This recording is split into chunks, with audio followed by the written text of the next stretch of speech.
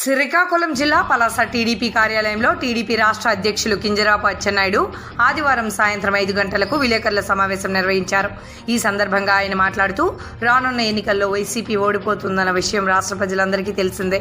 NDA కూటమి 160 స్థానాల్లో గెలుపు ఖాయమని సర్వేలన్నీ తెలిపిన విషయాన్ని గుర్తు చేశారు. శనివారం రాత్రి సీఎం జగన్మోహన్ రెడ్డికి చిన్నపాటి గాయమైన విషయం తెలిసిందే. ఈ ఘటనపై ఆయన స్పందిస్తూ మరో కోడికత్తి డ్రామాకు సీఎం జగన్మోహన్ రెడ్డి తెరలేపారని ఆయన ఆరోపించారు. అటుడంటే రాయి తగిలిందని చెప్పి జస్ట్ కాటన్తో క్లీన్ చేసుకొని బస్సు యాత్ర ప్రారంభించాడు. 2-3 గంటల తర్వాత ఇంటికి చేరి మళ్ళీ హాస్పిటల్కి వెళ్ళి డాక్టర్కి చూపించారు.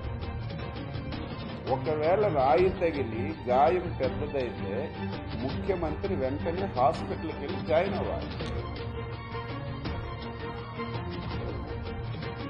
మొత్తం ఒక ప్లాన్ ప్రకారం నిన్న ఎపిసోడ్ అంతా జరిగింది. దాడి జరిగిందని చెప్పి ప్రచారం జరిగినటువంటి ఒక్క నిమిషంకే క్యాట్ బాల్తో కొట్టేశారని చెప్పి బ్లూ మీడియా మొత్తం ప్రచారం చేసింది. దాడి జరిగిన 10 నిమిషాలకే ప్రతి ఒక్కడి చేతిలో ఒక ప్లే కార్డు పట్టుకొని ఇది చంద్రబాబు నాయుడు చేయించాడని చెప్పి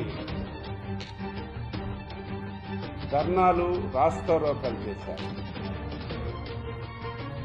నేను అడుగుతున్నాను, జగన్మోహన్ రెడ్డి